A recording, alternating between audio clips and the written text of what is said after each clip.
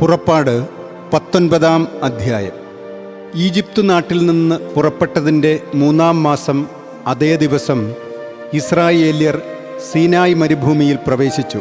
റഫീദീമിൽ നിന്ന് നീങ്ങി സീനായ് മരുഭൂമിയിൽ വന്ന് അവർ മരുഭൂമിയിൽ പാളയമടിച്ചു. അവിടെ മലയ്ക്കു നേരെയാണ് ഇസ്രായേൽക്കാർ പാളയമടിച്ചത്. മോശ ദൈവത്തിൻ്റെ പക്കലേക്ക് കയറി. മലയിൽ നിന്ന് കർത്താവ് അവനോട് വിളിച്ചു പറഞ്ഞു, നീ ഇങ്ങനെ യാക്കോബിൻ്റെ ഭവനത്തോട് പറയണം, ഇസ്രായേല്യരോട് വിവരിക്കണം. ഞാൻ ഈജിപ്തുകാരോട് ചെയ്തത് നിങ്ങൾ കണ്ടതാണല്ലോ. നിങ്ങളെ കഴുകന്മാരുടെ ചിറകുകളിൽ സംവഹിച്ച് എൻ്റെ അടുത്തേക്ക് ഞാൻ കൊണ്ടുവന്നു.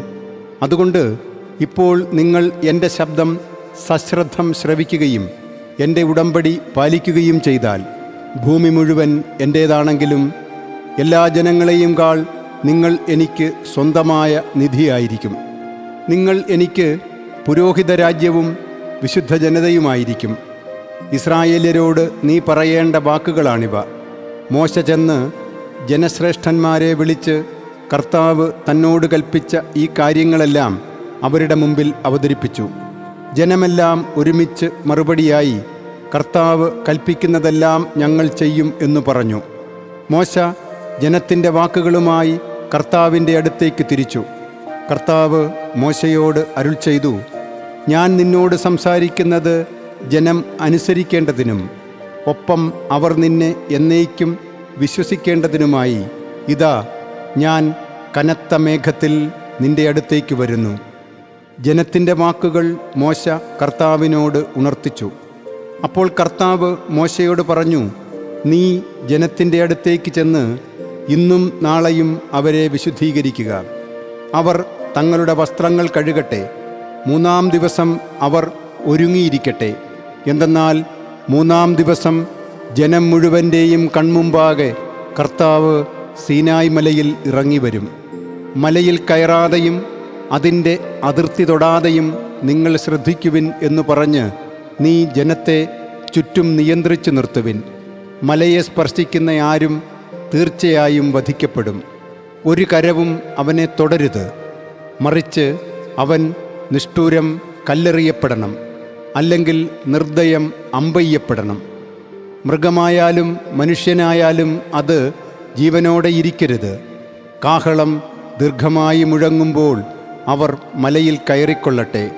മോശ മലയിൽ നിന്ന് ജനത്തിൻ്റെ പക്കലേക്ക് ഇറങ്ങിച്ചെന്ന് ജനത്തെ വിശുദ്ധീകരിച്ചു. അവർ തങ്ങളുടെ വസ്ത്രങ്ങൾ കഴുകി.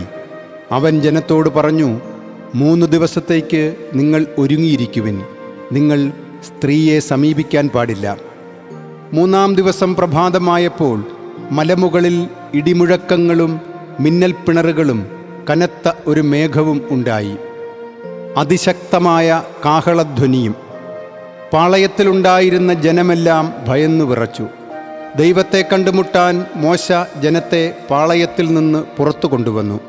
അവർ മലയുടെ അടിവാരത്തിൽ നിലയുറപ്പിച്ചു. കർത്താവ് അഗ്നിയിൽ അവരോഹണം ചെയ്യുകയാൽ സീനായ് മല മുഴുവൻ പുകഞ്ഞു. അതിൻ്റെ പുക ചൂളയുടെ പുക പോലെ ഉയർന്നു.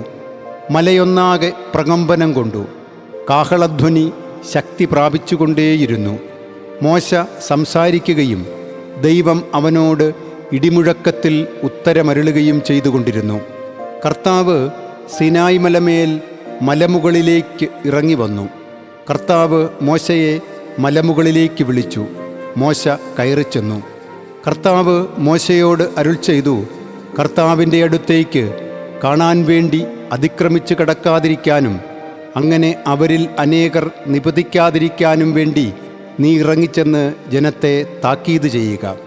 കർത്താവിനെ സമീപിക്കുന്ന പുരോഹിതന്മാരും തങ്ങൾക്കെതിരായി കർത്താവ് കോപിഷ്ഠനാകാതിരിക്കാൻ സ്വയം വിശുദ്ധീകരിക്കട്ടെ.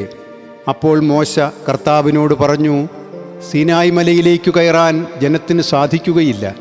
എന്തെന്നാൽ മലയ്ക്ക് അതിർത്തി നിശ്ചയിക്കുക, അതിനെ വിശുദ്ധീകരിക്കുക എന്നു പറഞ്ഞ് അങ്ങ് തന്നെ ഞങ്ങൾക്ക് താക്കീത് നൽകിയിട്ടുള്ളതാണ്. കർത്താവ് അവനോട് പറഞ്ഞു, നീ ഇറങ്ങിച്ചെല്ലുക. എന്നിട്ട് നീയും നിന്നോടൊപ്പം അഹറോനും കയറി വരിക. എന്നാൽ കർത്താവ് തങ്ങളോട് കുപിതനാകാതിരിക്കാൻ പുരോഹിതന്മാരും ജനവും അവിടുത്തെ പക്കലേക്ക് അതിക്രമിച്ച് കയറി വരാതിരിക്കട്ടെ. മോശ ജനത്തിൻ്റെ അടുത്തേക്ക് ഇറങ്ങിച്ചെന്ന് അവർക്ക് നിർദ്ദേശം നൽകി.